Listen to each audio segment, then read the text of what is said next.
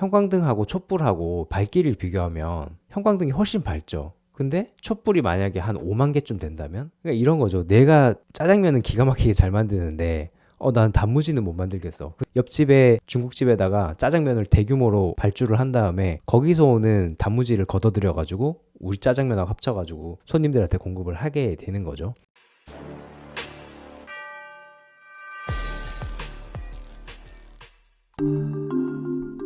안녕하세요. 키포스트 안석현입니다. 오늘은 7나노 정복은 왜 중국에게 충분한가 라는 좀 무서운 주제 얘기를 해보겠습니다. 최근에 화웨이가 선전 지역에 대규모 반도체 공장을 짓는다는 얘기가 나왔죠. 화웨이는 그동안에 반도체 설계는 곧잘 한다는 얘기를 많이 들어왔는데 갑자기 뭔 반도체 생산까지 직접 하려고 하는지, 화웨이가 반도체 관련해서 어떤 관점을 가지고 사업을 진행하고 있는지에 대해서 좀 알아볼 수 있는 내용을 정리를 해봤습니다. 언론지상에서 보셔서 아시겠지만 최근에 화웨이가 7나노 반도체 관련해서는 굉장히 좀 자신감이 붙은 것 같아요. 그러니까 여기 보면 이 아래쪽에 보시는 반도체가 어센드 910C라는 거거든요. 이게 AI 반도체인데 화웨이가 설계를 하고 생산은 아마도 SMIC가 지원을 했겠죠. 그리고 작년 연말에 나왔던 기사에도 보면 화웨이 최신 스마트폰에 7나노 칩이 탑재가 되어 있습니다. 설계는 역시나 화웨이가 하고 생산은 SMIC가 했던 걸로 확인이 됐었습니다.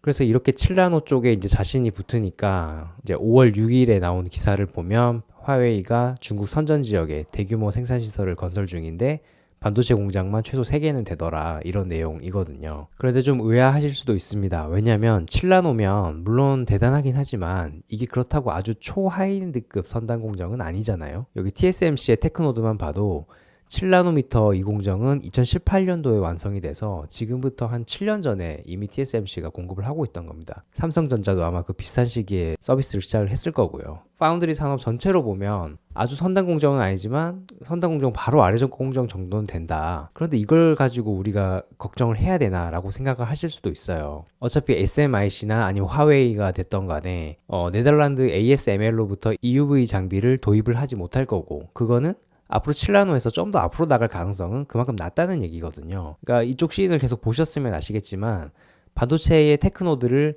7나노, 5나노, 3나노 이렇게 들어가기 위해서는 반드시 EUV 장비가 필요합니다. 그건 지금 미국에 의해서 아주 철저하게 봉쇄를 당하고 있죠. 그런데 문제는 이 반도체, 특히 AI 반도체에 있어서 이 테크노드의 발전은 생각보다 크게 중요하지 않을 수도 있다는 겁니다. 물론 중요하겠죠. 중요한데 지금 현 시점에서 화웨이에게는 크게 중요하지 않을 수도 있습니다. 왜냐하면 이 지금 왼쪽에 보시는 이 반도체가 엔비디아의 GB200이라고 하는 최신의 AI 반도체입니다.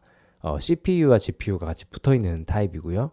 이 오른쪽에 있는 게 화웨이의 어센드 910C입니다. 이게 7나노 공정으로 만들어졌고요. 이 왼쪽에 있는 게 TSMC의 4나노 공정으로 만들어진 최신의 반도체입니다. 어떻게 보면 2개 제너레이션 정도가 격차가 있는 거죠, 요 사이에. 그런데 AI 반도체는 저렇게 하나로만 쓰진 않습니다. 이 위에 있는 것처럼 반도체 한 개, 여기 어센드 910 한 개, 이렇게 잘 쓰지 않죠. 여러 개의 반도체를 묶어서 클러스터를, 이제 서버 렉을 구성한 다음에 그거를 통째로 사용을 하죠. 그래서 비록 반도체 하나하나의 성능은 떨어지지만 여러 개를 엮으면 좀 더 높은 성능을 낼 수가 있습니다. 이게 이제 왼쪽에 보시면 아까 앞에 보셨던 GB200을 72개를 엮어서 만든 GB200 NVL72가 되겠고요. 이 오른쪽에 보시는 거는 아까 어센드 910C를 엮어서 만든 클라우드 매트릭스 384입니다. 384라는 이름에서 느껴질 수 있겠지만 어센드 910을 384개 엮었어요. 그러니까 이게 72개 엮을 동안에 384개 엮었습니다. 물론 개별 칩의 성능이 떨어지기 때문입니다. 그런데 이렇게 칩을 많이 때려 넣으면 그만큼 성능을 보강할 수 있어요. 왜냐하면 형광등하고 촛불하고 밝기를 비교하면 형광등이 훨씬 밝죠. 근데 촛불이 만약에 한 5만 개쯤 된다면 형광등보다 밝을 수 있지 않겠어요? 그런 식으로 이 AI 클러스터에서는 여러 개를 엮어서 성능을 업하는 그게 가능하다는 거죠. 그래서 이 세미 애널리시스라는 그 시장조사 업체에서 그 분석을 해놓은 게 있습니다. 자, 여기 줄에 나오는 게 GB200의 성능을 나타낸 거고요. 여기 줄에 있는 게 어센드 910의 성능을 나타낸 겁니다. 여기 보면 연산 속도나 아니면 HBM의 크기, 그리고 HBM의 대역폭, 이런 것들이 다 보면 GB200 대비 어센드 910이 뭐 30%밖에 안 되고 70%밖에 안 되고 40%밖에 안 되고 다 열세입니다. 더 낮다는 거죠. 더 밑에 있다는 거죠. 근데 이거를 70두께를 엮은 NVL 72하고 어센드 910을 384개를 엮은 클라우드 매트릭스 384하고 비교를 해보면 오히려 클라우드 매트릭스가 1.7배 크고 3.6배 크고 2.1배 크고 2.1배 크다는 거죠. 당연하겠죠. 5배 정도 많은 반도체를 때려 넣어가지고 서버를 구성을 했으니 당연히 더 성능이 높게 나오는 건 맞습니다. 그런데 중요한 건 이거죠. 이렇게 많은 반도체를 활용하다 보니 여기 전체 시스템에서 사용하는 전력의 양이 전기의 사용량이 4배나 더 높더라. 이것도 어떻게 보면 당연합니다. 당연히 반도체가 많이 들어있으니까 전력을 더 많이 소비할 수밖에 없는 거죠. 그런데 중국에는 이건 중요하지 않습니다. 중국은 지금 AI 반도체 산업과 AI 산업을 전폭적으로 지지를 하고 있기 때문에 전기요금이 많이 나와 그럼 발전소 더 지어 뭐 이런 식으로 할 수 있는 거거든요. 그래서 전력요금이 4배가 나온다는 걸 무서워하는 거는 전성비를 따지는 선진국 기업들의 문제인 거고, 사실 중국에서 AI 반도체를 하거나 아니면 AI 모델을 학습시키는 회사들 입장에서는 전기요금 많이 나오는 거 크게 큰 이슈 아닙니다. 지금 GB200 같은 경우에는 중국으로 수출이 정지가 돼 있죠. 수출이 못합니다. 이거는 미국에서 막아놨습니다. 그러면 우리는 이거 쓰면 된다, 이런 식으로 나오고 있는 거거든요. 그러면 과연 EUV 없이 SMIC나 화웨이가 7나노 반도체를 어떻게 만들 수 있겠느냐라고 생각해보면 여기 좀 좋은 그림이 있어서 제가 가지고 왔습니다. 이게 7나노 반도체를 제일 위에서부터 제일 아래까지를 수직으로 이렇게 잘라놓은 거거든요. 뭐 엄청나게 확대를 해서 나타낸 거죠. 여기 보면 제일 위에서부터 여기까지는 패키지의 영역이고요. 제가 이쪽에다 그릴게요. 여기서부터 여기까지는 패키지의 영역이고, 그다음 여기서부터 여기까지는 백엔드라고 해서 7나노 반도체이긴 하지만 EUV 공정이 하나도 사용되지 않습니다. EUV가 사용되지 않아요. 그리고 프론트엔드에만 이제 EUV가 사용되는데, 그나마도 EUV 사용되는 부분은 이거의 한 절반 정도입니다. 이 앞에는 또 사용되지 않습니다.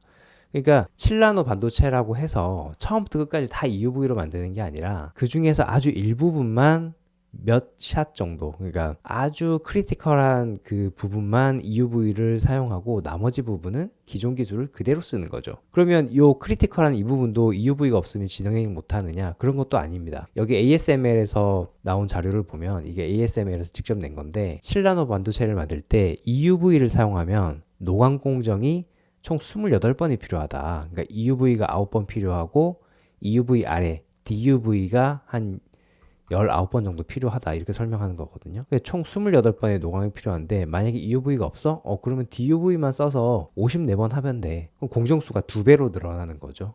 그러니까 남들은 28번에 그릴 거를 막 54번씩 써가지고 그려야 되니까 공정수가 확 늘어나는데, 그렇다고 만들지 못하는 건 아닙니다. 대신에 공정수가 늘어나니까 그만큼 수율이 떨어지는 거죠. 아까 이 앞에서 설명드렸듯이 중국한테 AI 반도체를 가동하는 데 따르는 전기요금이 큰 이슈가 아니듯이 반도체를 생산함에 있어서 수율도 어떻게 보면 큰 이슈는 아닐 수도 있습니다. 물론 중요하죠. 나중에 자생력을 갖기 위해서는 반도체 수율이 중요하지만 지금 이 산업을 국가가 전략적으로 육성해야 되겠다고 생각한 상황에서, 판단한 상황에서 수율이 부족해? 그러면 비용을 더 넣으면 되지 라고 생각할 거예요. 그러니까 수율이라는 게 그렇잖아요. 이렇게 반도체를 300mm 웨이퍼를 하나 구우면 이 중에 이걸 쭉 잘라가지고 이제 반도체 하나하나를 만드는데, 이 중에 한 2개, 3개 요만큼만 양품이고 나머지는 다 불량이에요 하면 이만큼 이제 수율이 되는 거잖아요. 그러니까 이 버려지는 게 그만큼 많다는 건데, 뭐 버려진 거 많으면 어떻습니까? 그냥 3만 장 찍을 거 6만 장 찍어가지고 생산량 맞추면 되는 거죠. 중국은 그런 식으로 지금 어프로치를 하고 있습니다. 그래서 이 앞에 나왔던 화웨이가 AI 가속기를 개발을 착수했다, 910C를 넘어서 지금 910D를 개발한다는 거거든요. 뭐 이런 소식이나 아니면 최신 폰에 7나노 칩을 탑재를 했다, 이건 뭐 AI 반도체하고는 좀 거리가 있는 이슈입니다만, 뭐 이런 내용이나 아니면 중국 선전에다가 자기네들이 직접 생산 라인을 짓는다, SMIC만 믿고 갈 수는 없다는 거죠. 직접 짓는다는 것 자체가 제가 볼 때는 7나노까지만 일단 개발을 해서 생산을 팡팡팡 잘 해내면 요 뒤에 보셨던 클라우드 매트릭스 384처럼 이렇게 여러 개의 AI 반도체를 엮어서 만든 클러스터로 충분히 AI 학습을 시킬 수 있다, 이런 판단이 있는 것 같습니다. 근데 그런 화웨이한테도 사실 고민이 없는 것은 아닙니다. 왜냐하면 AI 반도체는 GPU나 CPU 혼자서 단독으로 돌아갈 수는 없고,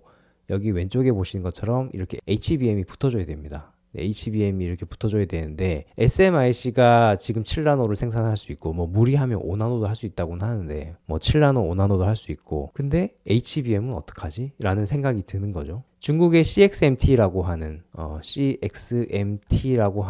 D램 생산 업체가 있긴 하지만 여기가 아직 D램을 통해서 HBM을 생산할 정도는 안 됩니다. 일부 시험 생산은 하고 있는 것 같은데 대규모로 공급해 줄 정도는 절대 아닙니다. 그래서 화웨이가 생각해낸 방법이 좀 기발한데요. 여기 세미 애널리시스에서 지난달 16일 날 발표했던 내용이 있는데 거기 보면 이렇습니다. 지금 미국에서 중국의 HBM 수출을 금지해 놓은 건 여기 보면 low HBM 그러니까 가공 전의 HBM이라는 거죠. 그러니까 HBM 단독으로 있는 거 생 HBM을 얘기하는 거지 칩이랑 HBM이랑 같이 이렇게 있는 거는 여전히 수출이 가능하다라고 설명하고 있거든요. 그게 뭐냐면 이런 식으로 지금 왼쪽에 있는 그림처럼 HBM을 따로 공급하는 건 안 되는데 GPU에 HBM이 붙어있는 패키지 통째로 공급하는 건 가능하다. 그러면 이 부분만 톡 떼내고 이 부분만 톡 떼내고 하면은 이거를 HBM으로 쓸 수 있는 거잖아요. 그러니까 이걸 디솔더링이라고 하는데 이게 이제 HBM이 보통 이런 기판에 솔더링으로 붙어 있거든요. 납땜으로 붙어 있기 때문에 그거를 떼내는 걸 디솔더링이라고 합니다. 그래서 이거를 떼내 가지고 지금 HBM을 조달을 한다는 건데 이 세미 애널리시스에서 확인한 건 이렇습니다. 일단 화웨이가 패러데이라고 하는 회사에다가 야 우리 GPU 좀 공급해줘 이렇게 주문을 합니다. 그럼 패러데이에서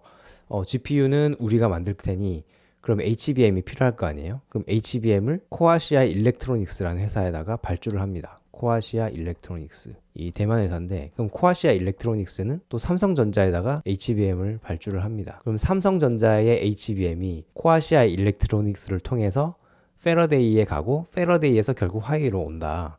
이런 그림이 있다라는 거거든요. 그러니까 이런 거죠. 내가 짜장면은 기가 막히게 잘 만드는데 난 단무지는 못 만들겠어. 근데 이게 중국집 장사는 하고 싶다. 그럼 어떻게 해야 되죠?